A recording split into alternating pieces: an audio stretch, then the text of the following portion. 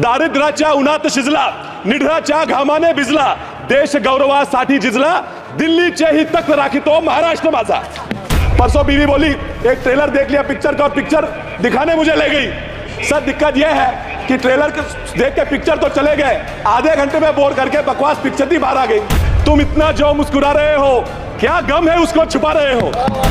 इतिहास गवाह है सर कि दिल्ली का तख्त सलामत रखने की जिम्मेदारी महाराष्ट्र लेता था, लेता है और लेता रहेगा। बोला चीज कड़ी, बोला साथ बात, जेवून तृप्त कौन झाला। इसका अर्थ यह है कि बातों की कड़ी चावल से किसी का पेट नहीं भरता। धन्यवाद अध्यक्ष महोदय।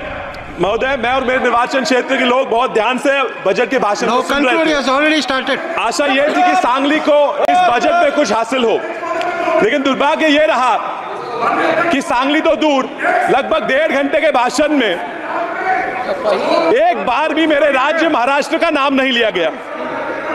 असम और बिहार के नदियों में आने वाली बाढ़ की बात की गई, लेकिन महाराष्ट्र में भी बाढ़ आते हैं, लेकिन महाराष्ट्र में बाढ़ और उससे होने वाली जान और माल के नुकसान की हानि की बात अर्थमंत्री जी ने नहीं की।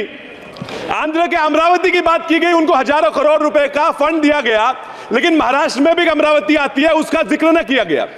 सांगली जो मेरा निर्वाचन क्षेत्र है, वो भी चाहता है कि स्मार्ट सिटी में उसका समाविष्ट हो, उसका ना स्मार्ट सिटी में समाविष्ट हुआ, न वहां हवाई अड्डे के लिए कोई निधि दिया गया। बिहार के सिंचाई योजनाओं के लिए AIBP और PMKSY से निधि देने की बात की गई, लेकिन मेरे महाराष्ट्र में, मेरे सांगली में विस्तारित महिषार और विस्तारित टेमू प्रकल्पों के लिए AIBP से निधि देने के लिए अर्थ मंत्री को कोई जरूरत महसूस नहीं हुई। महोदय, भारत के टैक्स का 37% हिस्सा यह महाराष्ट्र से आता है। भारत की GDP का 14% हिस्सा यह महाराष्ट्र देता है। सरकार का लक्ष्य है कि 5 ट्रिलियन की इकोनॉमी बनाएंगे। 5 ट्रिलियन की इकोनॉमी बनाने के लिए अगर भारत का महाराष्ट्र से 1 ट्रिलियन की इकोनॉमी ना बने तो यह 5 ट्रिलियन मुमकिन नहीं है। महाराष्ट्र के विकास के बिना इस भारत राष्ट्र का विकास होना नामुमकिन है। मैं महाराष्ट्र के एक स्टेट एंथम जो हमारा राज्य गान है, उससे एक लाइन आपको बताता हूं। मैं जानता हूं इन्हें डर है कि वापस निर्वाचन क्षेत्र में जाके क्या कहेंगे, यह दुख उनको सता रहा है। खैर, इनकी मजबूरियां मैं समझता हूं सर। बैसाखियों पे बनी हुई सरकार से और लोग क्या अपेक्षा करेंगे। मुझे डर है कि यह बैसाखियों पे मजबूरी चलने वाली सरकार अपना देश न डुबा दे। सर, राज्यों की बात छोड़ते हैं, सामान्य लोगों की अपेक्षाओं पे क्या क्या किया यह मैं पूछता हूं। MSP को लीगलाइज करने की बात की, यह इन्होंने नहीं की। लोगों का कर्जा, किसान कर्जे से मर रहे हैं, कर्जा माफ करने की मांग की, वो दखलंदाज कर दी। महंगाई सीमित रखने के लिए तो इन्होंने कुछ किया ही नहीं। सर, EPS में 7,000 रुपए मासिक पेंशन देने की बात हुई, वो इन्होंने नजरअंदाज कर दी। भूमिहीन किसानों को भी सम्मान योजना में, PM सम्मान योजना में समाविष्ट करने की बात की, वो भी उन्होंने टुकड़ा दी। सर, फर्टिलाइजर हो, सीड हो, उस पे लगने वाला GST भी इन्होंने माफ नहीं किया। मनरेगा में 400 रुपए तक मिनिमम वेज बढ़ा दो, यह मांग की थी, वो भी उन्होंने नहीं दी। चलिए, नहीं दिया तो नहीं दिया, जो दिया उस पर मैं सर 1 मिनट बात करूंगा। Food subsidy, they have decided to again continue with the 80 crore food subsidy. So it's a very ironic issue because the entire BJP's plan, election manifesto going around telling people was कि if you don't vote us back to power, आपकी food subsidy खत्म हो जाएगी। Sir, food subsidy की बात करते हैं और खुद इन्होंने इनके बजट में फूड सब्सिडी पे देने वाला प्रोविजन कम कर दिया है।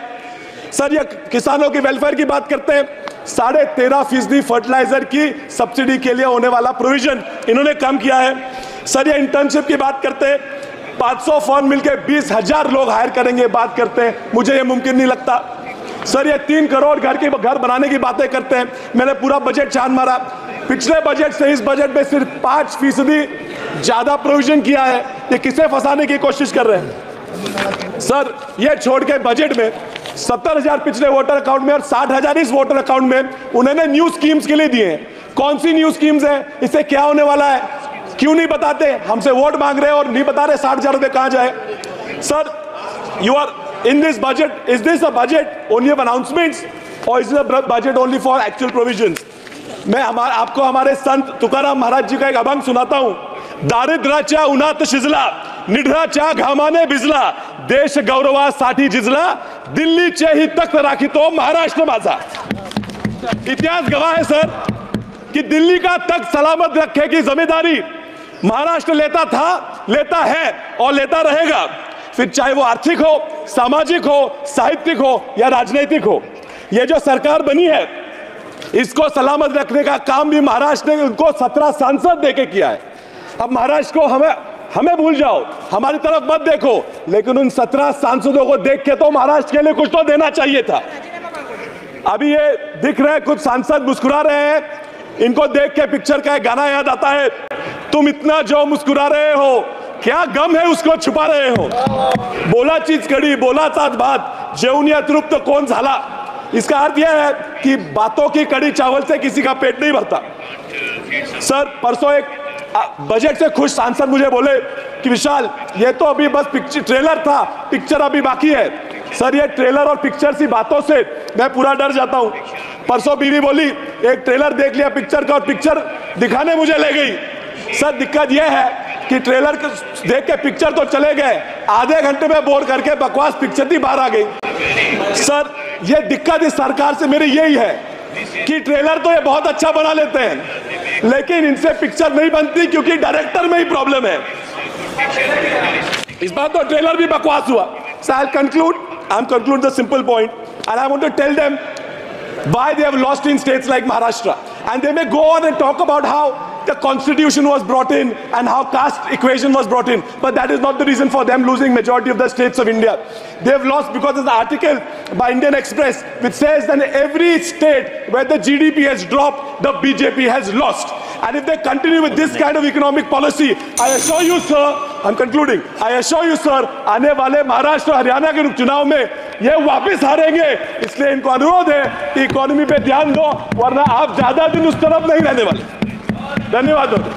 केंद्रीय अर्थमंत्री निर्मला सीतारामन यांनी सादर केलेल्या बजेटवर लोकसभेत चर्चा सुरू आहे आणि या चर्चेत काँग्रेसचे खासदार विशाल पाटलांनी बजेटवरून अर्थमंत्र्यांवर जोरदार निशाणा साधला होता। आम्हाला विसरा पण तुमच्या 17 खासदारांना पाहून तरी महाराष्ट्राला बजेटमध्ये काही द्यायचं असा टोला देखील विशाल पाटील यांनी निर्मला सीतारामन यांना लगावलेला आहे। सांगलीला या बजेटमधून काहीतरी मिळेल आणि आमची अपेक्षा होती, पण सांगली तर दूरच राहिला। 1.5 तासाच्या भाषणात महाराष्ट्राचं नाव देखील घेण्यात आलेलं नाहीये अशी खंत विशाल पाटलांनी व्यक्त केली होती। आसाम आणि बिहारमध्ये आलेल्या पुरावर चर्चा झाली, पण महाराष्ट्रात होणाऱ्या पुराच्या नुकसानीवर अर्थमंत्र्यांनी बोलणं देखील टाळलं असं विशाल पाटील यावेळी बोलताना म्हणाले।